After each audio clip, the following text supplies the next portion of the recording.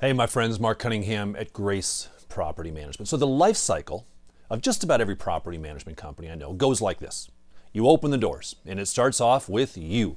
And you are the leasing agent, and you're the accountant, and you're the IT expert, and you're also the president, congratulations, and you're also the janitor. You do everything that needs to be done because it's only you. And the business grows a little bit more. And then at some point in time you think, I gotta hire somebody to help me with leasing. I can't keep up on all these leasing calls. So you hire a leasing person, and then maybe the business gets a little bigger. And you think, you know what, I hate accounting. I'm gonna hire someone to do my accounting and my books. So you hire another person. Then you get a little bigger. And you think, you know what, I need to have somebody help me out with lease renewals, as well as paperwork, as well as owner relations, and so you bring on somebody else, and you get bigger.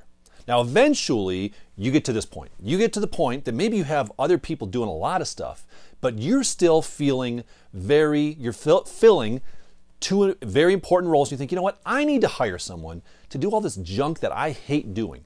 Someone that can kind of be my number two so I can step into the next role. Well, what is that next role? Let me offer to you 5 pieces of guidance about knowing when you're ready and what to do when you think you are considering hiring a number two so you can leave some of those things behind. You can delegate those things to a number two and step into a more important role. So, number 1, recognize you are filling 2 roles. So when I got to this point in time in our organization, I was very cognizant of the fact that on a day-to-day basis, I was filling 2 roles. Now what we call those 2 roles, we called one of those roles president, meaning big picture things. Hey, what direction is the company gonna go in? What new projects do we wanna know? You know, it's a lot of thought, it's a lot of just fun stuff, directional, leadership, the idea person. That was one of my roles. But I also had another job.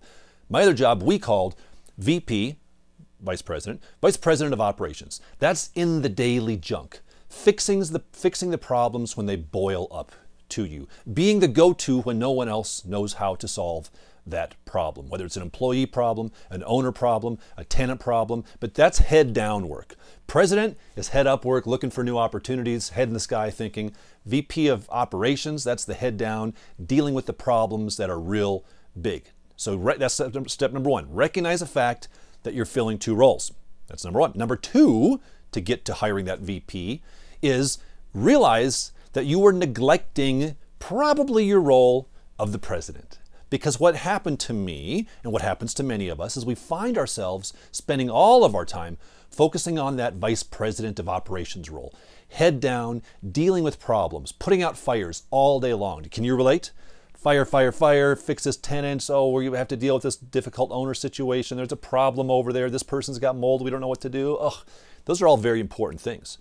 But what will happen as you grow is you're going to spend more and more time there, which means less and less time spent in the very important role of president, which is head up looking for what's next. That's guidance number 2.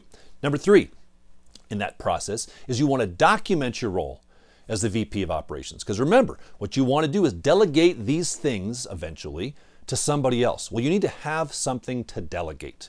And you don't want to have that person sit down on day 1 and you give them a yellow pad of paper and you say, okay, here's what I do. Just write these things down. When problems come up, I fix the owner problems. I log in and I do payroll. I review the reports. Let's see, what else do I do? No, that's a terrible way to do it. Document what you're doing while you're doing it. Document it to the point of precision that you're willing to be able to hand that to somebody else and they can have it done. That's what we did in our organization. I documented that process to the point that I'd be willing to bring on somebody else. Now, before I tell you about point number 4, let me thank the sponsor for this video, expertise.com. Now, we're talking about growing your business. Well, here's a great way to grow your business. Visit expertise.com. They're an online internet search listing site of property management companies in different markets. Go to expertise.com when this is over. Make sure you're listed on there. If you're not, reach out and say, hey, how do I get listed on your site? And they list you for free. They do have premium spots as well. We are very tight with our budget. We don't spend a lot of money on marketing, but I do spend money advertising on expertise.com because I'm a believer in what they do. So check them out. All right, number 4. Say, Mark, how do I pay? I mean, if I'm going to hire this high-level person, first of all, how much do I pay? How do I structure compensation? There's a lot to it. But the basics is you got to budget for that VP role. The best way I think to budget is to build up your savings reserve in order to pay for that person, that new person, for 12 months. 12 months of payment sitting aside in a little vault, right there that you can pay for them. Now, once you hire them and you step fully into your president role, guess what your job becomes? Figuring out how the company is going to make enough money to generate, to pay for this person in year 2. But you already got year 1 set aside. And there's so much more we could say about that, but we got to keep going here.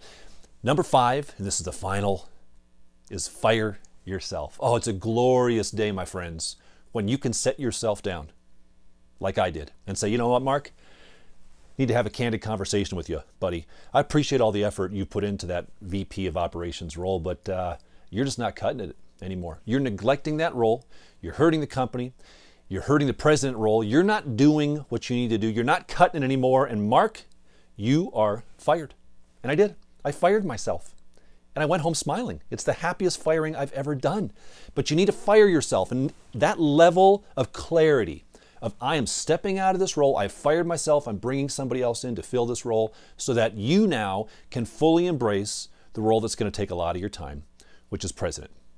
Now, I realize there's a lot of stuff to that. If you want to go deeper on this, here's my challenge to you.